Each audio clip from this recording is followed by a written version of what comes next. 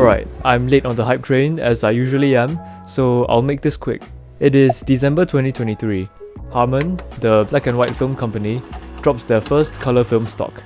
It's big news because an entirely new film recipe isn't something you can just cook up overnight. It takes infrastructure, chemistry refined over decades, and a massive R&D budget. Today's colour film economy is primarily dominated by Kodak, who basically have a monopoly over colour film as a whole. And monopolies are bad for consumers, giving us less choice and higher prices. So the entrance of this new challenger is good news for the film community. But how does Harman's first colour film stock actually perform? Here's what we know. It's officially designated as an experimental film. As it turns out, even for a veteran in the film manufacturing industry, cooking up something entirely new isn't exactly easy. This film stock, named Phoenix 200, is far from perfect and has a bunch of quirks. For an ISO 200 film, it has high grain. The lack of an anti-halation layer also means more prevalent blooming of highlights, and from what we can see, the datasheet points to this film stock having only roughly 5 stops of dynamic range. Not really the kind of latitude we see on mainstream professional film stocks. Its ability to capture both highlights and shadows may be limited. At best, expect pictures with high contrast. Limitations aside, it's awesome that Harman as a company is willing to try something new and disrupt the industry. Harman themselves are actually currently positioning Phoenix as a trial product in beta testing, and I am looking forward to seeing future iterations of this film stock. At release, this film was only available in 35mm, but the 120 version was put out a couple of months later. So I'll first shoot it in medium format with my Hasselblad 500cm for maximum image quality.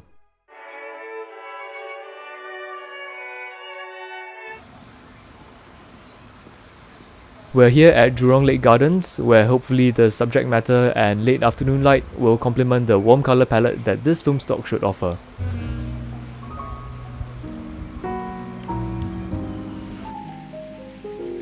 This is a recently refurbished park with new facilities, and I gotta give credit to Singapore as a whole for creating such beautiful public spaces. I love it.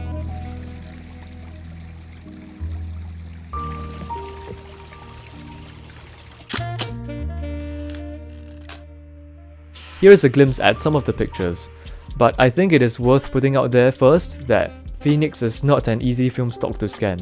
For one, the film base is purple, much like many black and white films. In contrast, the usual film base for color negative film is orange. On top of that, Phoenix negatives also have a really high contrast for some reason. The pictures really feel like they are popping out from the light table. So apparently, these two factors cause film scanners to freak out and churn out funky scans. To remedy this, Harman themselves released a guide on how to calibrate various scanners to scan Phoenix. Eventually I made it work, but there would still be some strange color casts even after the negative conversion, so I did a bunch of editing in Lightroom Classic to derive nicer results from all my scans. And that's how I ended up at the pictures you'll be seeing in this video.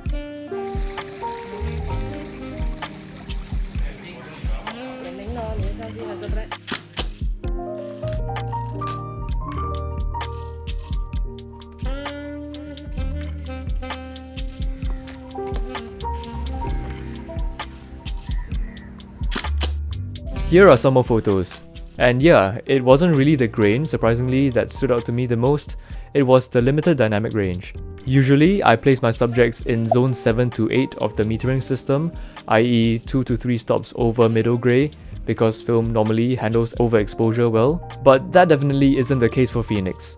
All the highlights look uncomfortably close to clipping, even at just zone 7 to 8. But the colours though, I actually really love them. We get warm tones as promised, and the punchy contrast is quite a vibe. The resolution isn't all that bad either, though I suppose that's because I'm on medium format. Which begs the question, how does this film stock look in 35mm? Let's find out.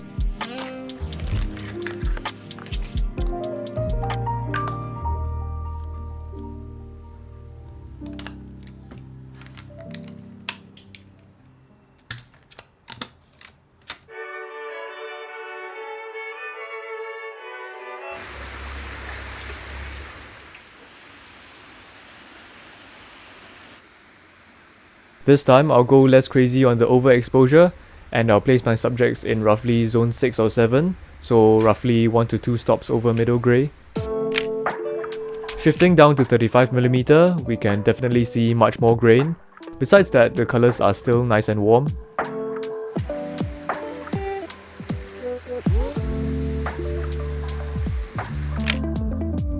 The shadows fall off to black quite quickly as well, especially since I'm giving Phoenix less light than I would with other emulsions.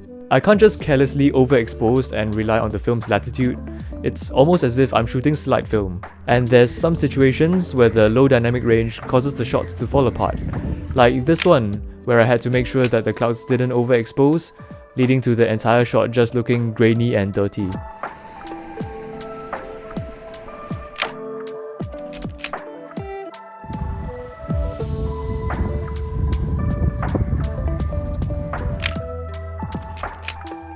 I imagine this film stock would perform better for like interiors, so I took some shots on a shoot I did for a client.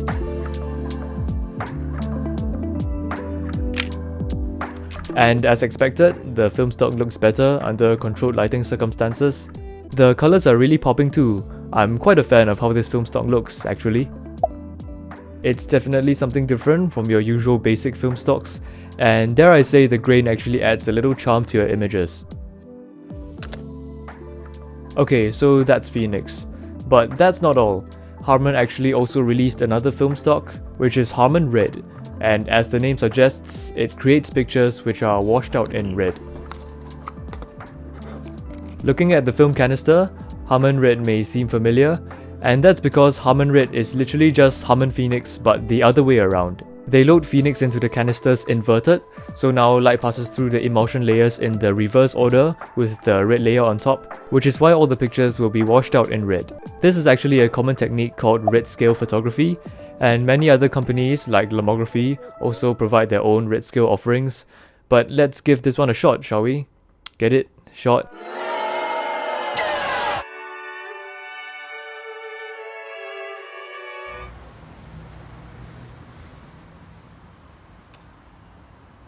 Alright, we'll be firing off some red scale at night. The combination of a dark, mysterious setting and a red color palette should be interesting.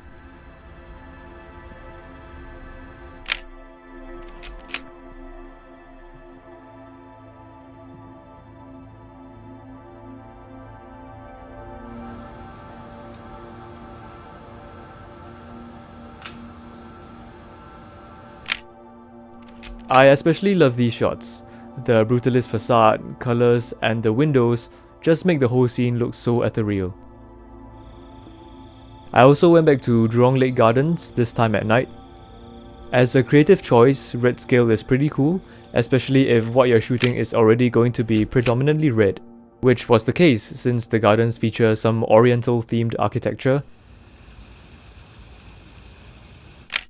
And yeah, these are some pretty cyberpunk looking images. I love them.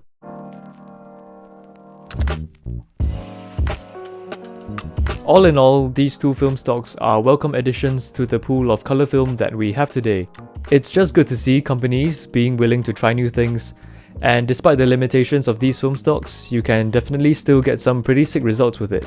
The colours are great, and if you do nail the exposure, it's a very unique look that is really different from anything else out there. That being said though, scanning this film did take a lot more effort than usual, and the teething issues like grain and dynamic range are turn-offs for sure. Like, it sucks a little, having to put in so much effort to shoot at the precision of slide film, while getting technically subpar results. But I'm definitely glad that I gave it a shot. I'm happy with many of the results, and I'm sure Harman is hard at work on the next version of this emulsion. I am looking forward to the day where Phoenix evolves into something more competitive and performant. Like, imagine it at the performance of like Portra. And yeah, if they can fix the film base to make it easier to scan, then I'm sure a lot of people and lab technicians will be really happy.